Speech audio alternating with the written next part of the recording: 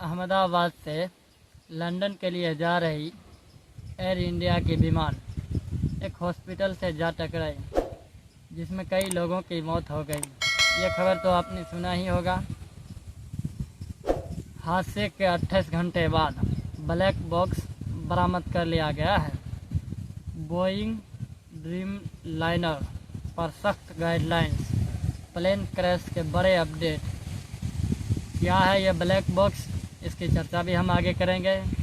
और इस black box से क्या होता है, क्या फ़ायदा है और क्या नुकसान है, इस पर भी हम चर्चा करेंगे। फ़िलहाल ये ब्लैक बॉक्स मिल चुका है, जिससे विमान दुर्घटना की जानकारी निकालने में आसानी होगी। एयर इंडिया विमान का ब्लैक बॉक्स 28 घंटे के बाद बरामद हो गया है। इसे डेटा और एनालिसिस किया जाएगा और ये पता लगाया जाएगा कि हादसे की वजह क्या थी। वही डीजीसीए ने भारतीय एयरलाइंस कंपनियों को सेफ्टी जांच बढ़ाने के सख्त निर्देश जारी किए हैं। इनमें खास तौर से जिन एयरलाइंस कंपनियों के पास बोइंग 787 है, उनका ज़्यादा ध्यान रखा जाएगा, क्योंकि यह जो अहमदाबाद में एयर दुर्घटना हुआ है वो बोइंग 787 था।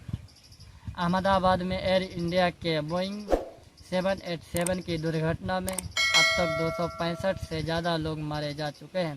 हालांकि इसकी संख्या और बढ़ती जा रही है। 265 से 270 भी हो चुका है। मरने वाले में से 241 विमान यात्रियों के अलावा दो पायलट थे और 10 क्रू मेंबर थे। मेडिकल कॉलेज के हॉस्टल में मौजूद कैंटीन में छात्र खाना खा रहे थे, तभी यह दुर्घटना हुआ और कैंटीन में एयर इंडिया की विमान जा घुसा। 24 छात्र भी इसमें मौजूद थे। इस हादसे में सिर्फ भारत पर ही नहीं बल्कि पूरी दुनिया पर असर डाला है। दुनिया भर के एक्सपर्ट इस दुर्घटना के कारणों की तलाश कर रहे हैं। एविएशन एक्सपर्ट जानना चाहते हैं कि किन वजहों से विमान क्रैश हो गया, जो आज तक कभी क्रैश नहीं हुआ। इस दुर्घटना ने बोइंग की विश्वसनीयता पर सवाल भी खड़े कर दिए हैं कि जो एयर इंडिया की कभी दुर्घटना नहीं हुई थी, वो अचानक इतने लोगों की जान की दुश्मन कैसे बन गई। हालांकि इस नज़र विमान ब्लैक बॉक्स पर है, जो हादसे की गुत्थी को सुलझाने में काफ़ी मदद करेगी। एयर इंडिया का विमान का ब्लैक बॉक्स हादसे के करीब 28 से 30 घंटे के बाद बरामद किया गया है। इसके डेटा और एनालिसिस किया जाएगा, जिससे पता चलेगा कि उस विमान में क्या हुआ था। दुनिया के किसी भी कोने में कोई विमान हादसा होता है तो यह खास स्टैंडर्ड ऑपरेटिंग प्रोसीजर का पालन किया जाता है। जो अहमदाबाद विमान हादसे में उन देशों की संस्थाएं जांच करेगी जो किसी न किसी तरीके से इस हादसे से जुड़ी है। अहमदाबाद में हुए हादसे को लेकर बोइंग 787 पर सवाल भी खड़े हो रहे हैं और डीजीसीए ने भारतीय एयरलाइंस कंपनी को सेफ्टी बढ़ाने के सख्त निर्देश जारी किए हैं। इनमें भी गोताखोर से जिन एयरलाइंस कंपनियों के पास बोइंग 787 है, उनको ज़्यादा ध्यान में रखने के लिए सख्त निर्देश किया गया है। बता दें कि कुछ पहले अनिवार्य जांच की जाएगी, जैसे फ्यूल पैरामीटर मॉनिटरिंग और उससे जुड़े हुए सिस्टम की जांच की जाएगी। इसके अलावा केबिन में हवा दबाव, इंजन कंट्रोल सिस्टम से जुड़े और हाइड्रोलिक सिस्टम टेस्ट किए जाएंगे। साथ ही टेक ऑफ और मानकों के रोज़ाना समीक्षा करनी होगी। विमान हादसे के बाद 787 पर डीजीए ने पैनी नज़र बनाई रखी है, इसलिए सभी 787 ड्रीमलाइनर की नज़र तैयारी कर रही है। इस विमान हादसे की एजेंसियां जांच करेंगी। एयर इंडिया विमान हादसे की जांच भारत, ब्रिटेन, अमेरिका की संस्थाएं करेगी। हादसा भारत में हुआ है, इसलिए भारत की तरफ से 2 एजेंसियां डीजीसीए यानी director general of civil aviation और एएआईबी यानी एयरक्राफ्ट एक्सीडेंट इन्वेस्टिगेशन ब्यूरो भी जांच करेंगे। यह हादसा बोइंग 787 ड्रीमलाइनर में हुआ है और बोइंग एक अमेरिकी विमान कंपनी है, इसलिए इस हादसे की जांच अमेरिका का नेशनल ट्रांसपोर्टेशन सेफ्टी बोर्ड भी करेगा। विमान अहमदाबाद से ब्रिटेन के गेटविक जा रहा था। इसमें 53 ब्रिटिश नागरिक भी थे, इसलिए इसे ब्रिटेन के एयर एक्सीडेंट्स इन्वेस्टिगेशन ब्रांच भी हादसे की जांच करेगी, क्योंकि उसके भी नागरिक इस पर सवार थे। विमान हादसे की जांच करने वाली संस्थाओं का पहला टारगेट हादसे में सही कारणों की तलाश करना होगा।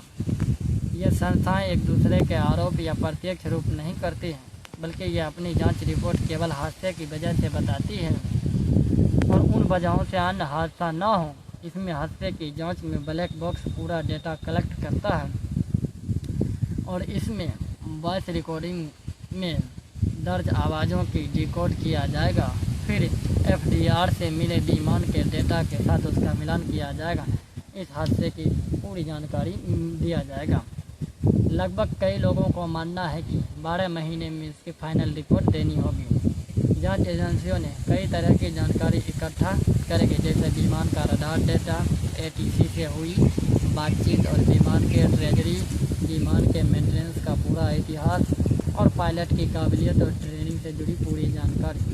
इसके अलावा एयर इंडिया में काम करने वाली पूरी प्रक्रिया का भी विश्लेषण किया जाएगा। इसे किस तरह से पूरी प्रक्रिया काम कर रहा था या नहीं कर रहा था। यही नहीं, जांच एजेंसियां विमान के मलबे को भी जांच करेगी। एटीसी के अधिकारियों से पूछताछ भी होगी और हादसे के वक्त अहमदाबाद का मौसम कैसा था, पायलट की सेहत कैसी थी और सुरक्षा से जुड़ी सीसीटीवी फुटेज को भी देखा जाएगा। यह करीब 30 दिनों के अंदर दी जाएगी। फाइनल रिपोर्ट 12 महीने के अंदर दी जाएगी। ये रही अहमदाबाद में हुई पूरी जानकारी, हादसे की पूरी जानकारी और ब्लैक बॉक्स की जानकारी।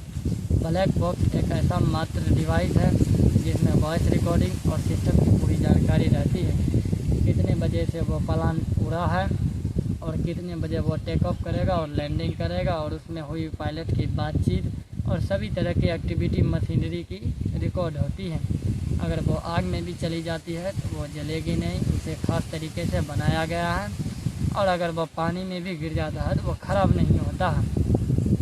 हालांकि ये अच्छी बात है कि अहमदाबाद में हुई विमान दुर्घटना में ब्लैक बॉक्स मिल गई है। यह अच्छी बात है और इसकी जांच होगी और पूरी प्रतिक्रिया होने के बाद पता चलेगी कि यह विमान कैसे दुर्घटना हुई और किस कारण से हुई।